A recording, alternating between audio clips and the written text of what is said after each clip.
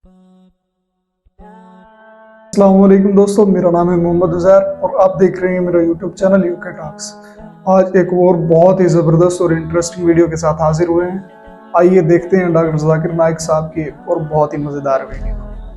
On my first question is that how do I know that Islam is the right way to worship? And I will follow that question with the second question, which goes like, how do I know that the message I'm conveying is going to God? Okay. And my third question, since Dr. Zakir, I've been listening to you before, you have said before and you have preached that there's no way you can go to heaven without strictly abiding to the commandments that were given to Moses. In the present world and challenges with the media, with everything that comes along to our life in our present day, how do we abide to this law? And does God forgive you if you repeatedly make mistakes and repent? Brother wants to give in two parts. He wants to ask 6 questions. The first 3 questions, brother asked that how do I know in Islam the worship is correct? It can be understood as how we worship in Islam. Is that correct? Or it can mean that is Islam the correct religion? What do you mean? Do you want to know that the way you worship in Islam, is it the right way, or is Islam the correct religion of worship? The first question the brother asked, he wants to know how will he come to know that is Islam the correct religion we should follow? And the second part that is similar, that how will you come to know that Islam is the truth? Exactly. And the third that he said, I said in one of my speech, that JSK, peace be upon him, said that if you want to enter Jannah, you should keep all the commandments and follow all the laws mentioned in the Old Testament. How in this age can we follow all the laws of the Old Testament? I will try and club the first 2 questions together. That how do you know that Islam is the correct religion to worship? And how do you know that Islam is the truth? Islam comes from the word salam, which means peace. It is also derived from the Arabic word silm, which means to submit your will to God. Islam means peace acquired by submitting your will to Almighty God. And for any book to claim that it is a message from God, for any religion to prove that it is from Almighty God, this revelation, this book, this religion should stand the test of time. Previously, it was the age of miracles. And the glorious Quran is the miracle of miracles. Later on came the age of literature and poetry. Muslim and non-Muslim Arabic scholars alike, they claim the glorious Quran to be the best Arabic literature available on the face of the earth. But today, if a religious book says in a very poetic fashion, the world is flat, will a mortal man believe? But natural, no. Because today is the age of science and technology. So if we put this test of science and technology to all the religious scriptures that we have today, of the different religions of the world, all of them fail the test except the Quran. And I've given a lecture on the topic Quran and modern science, compatible or incompatible. Time does not permit me to give a full lecture in this question and answer session. But I'd like to mention that Albert Einstein said, the famous physicist and the Nobel Prize winner, that science without religion is lame, and religion without science is blind. Let me remind you, the glorious Quran is not a book of science, S-C-I-E-N-C-E, but it's a book of signs, S-I-G-N-S. And there are more than 6,000 signs, more than 6,000 ayats in the glorious Quran, out of which more than 1,000 speak about science. Now, if you compare the scientific facts that we have come to know, we find that what science has discovered recently, maybe 50 years back, 100 years back, 200 years back, 400 years back, the glorious Quran has mentioned 1400 years ago. The Quran speaks about the creation of the universe in Surah Anbiya, chapter number 21, verse number 30. What the scientists discovered recently about the Big Bang. What they discovered 50 years back is mentioned in the Quran 1400 years ago. We came to know that the earth is spherical in 1577 when Sir Francis Drake sailed around the earth. The Quran says in Surah Naziyat, chapter number 79, verse number 30, that we have made the earth egg-shaped, wal arda ba'da zalika dahaha, referring to the egg of an ostrich, and we know the egg of an ostrich is geospherical in shape. We previously thought that the light of the moon was its own light. Recently we came to know 100 years back, 200 years back, 300 years back, that the light of the moon is reflected light, not its own light. This is mentioned in the Quran 14 years ago in Surah Furqan, chapter number 25, verse number 61. So who could have mentioned all these facts in the Quran which we came to know recently? Previously when I was in school, I had learnt that the sun revolves but does not rotate about its own axis. Quran mentioned in Surah Anbiya chapter 21 verse number 33 that the sun besides revolving, it also rotates about its axis. Today science has come to know that besides the sun revolving, it even rotates about its axis, which is mentioned in the Quran 14 years ago.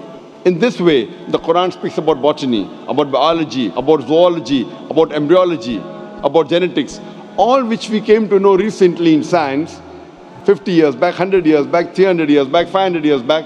So if we put this test of science today to all the religious scriptures, the only religious scripture that passes this test is the glorious Quran.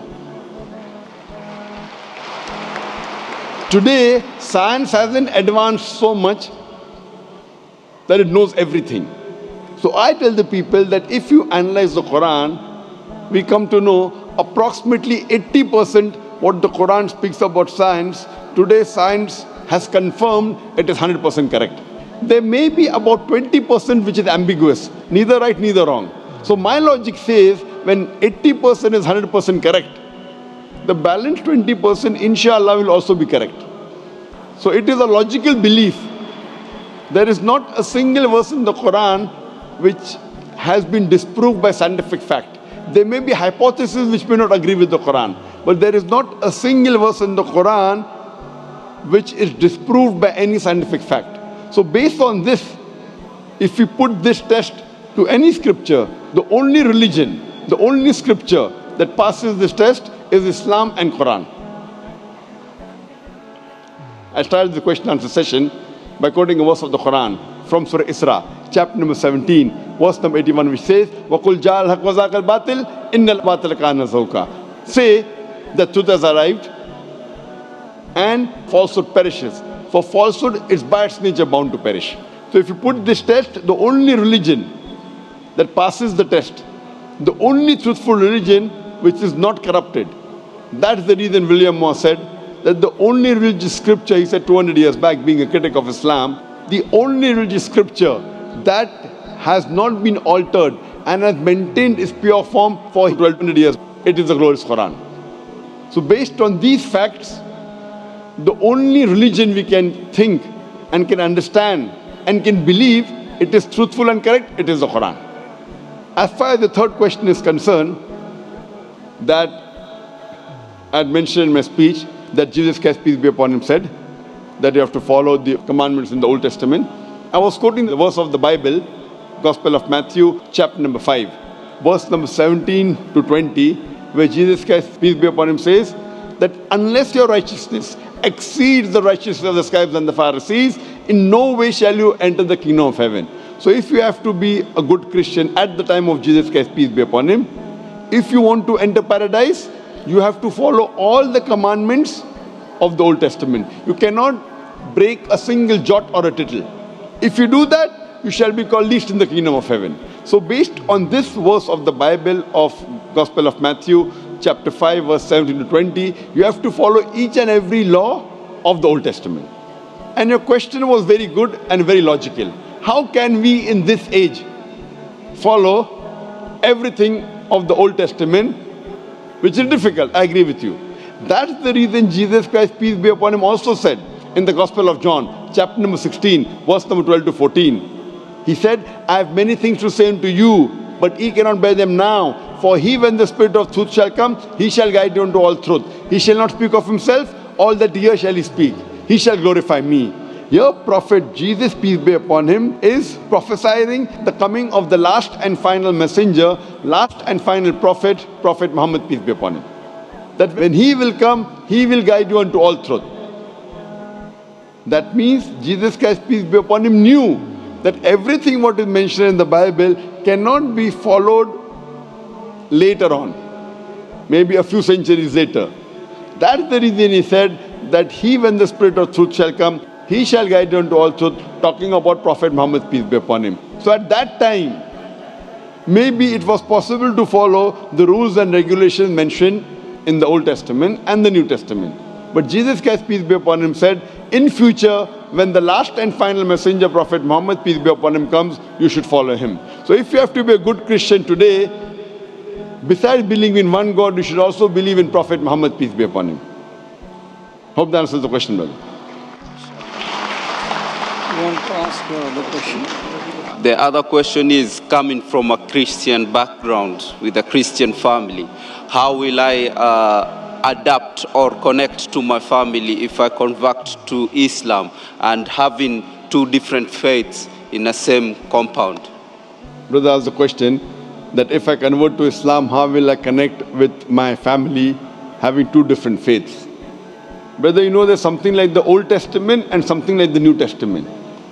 Even though you are a Christian, you can follow the laws of the Old Testament after the New Testament has come. If there is something like the Old Testament and New Testament, there's also something like the Last Testament. The glorious Quran is the Last Testament of Almighty God. And in this glorious Quran, not a single prophet which is mentioned in the Bible has been derogated. In Islam, you have to believe in all the prophets that came earlier. And there are no less than 25 prophets which are mentioned in the Quran. And all of them, except for Prophet Muhammad and a couple of them, they are mentioned in the Bible. So, we have to respect all the prophets of Almighty God. And our beloved Prophet Muhammad said that Almighty God has sent 124,000 messengers on the face of the earth. So if you become a Muslim, you do not have to disrespect any of the prophets mentioned in the Bible.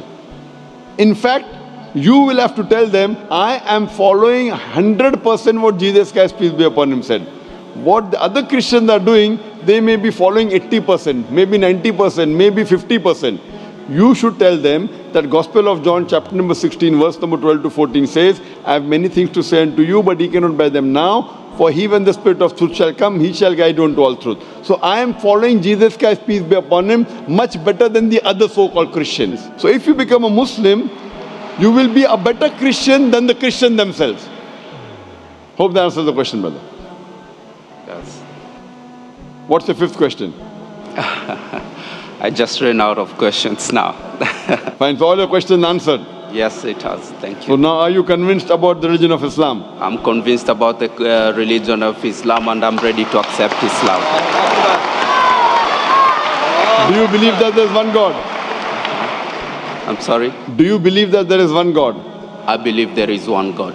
Do you believe Jesus Christ, peace be upon him, is God? I believe Jesus Christ was the messenger of God. MashaAllah. Do you believe that Prophet Muhammad, peace be upon him, is the last and final messenger? I believe Prophet Muhammad was the last and final MashaAllah. messenger. Brother, is anyone forcing you to accept Islam? I'm ready to accept. Is anyone forcing you to accept Islam?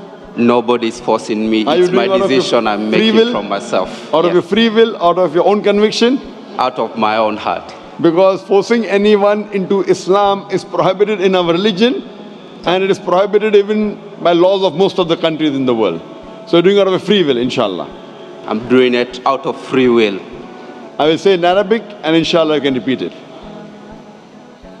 Ashhadu Ashadu Allah Allah ilaha ilaha illallah illallah wa ashhadu wa ashadu anna anna Muhammadan Muhammadan abduhu abduhu wa rasuluhu.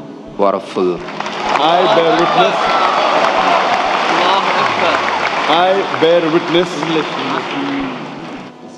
I bear witness I bear witness that there is no God there is no God but Allah, but Allah, and and Muhammad Muhammad is is the messenger the messenger and servant of Allah. and servant of Allah. MashaAllah, you have become Muslim. And I pray to Allah subhanahu wa ta'ala that He guides you and He helps you to guide your family to come to the religion of peace.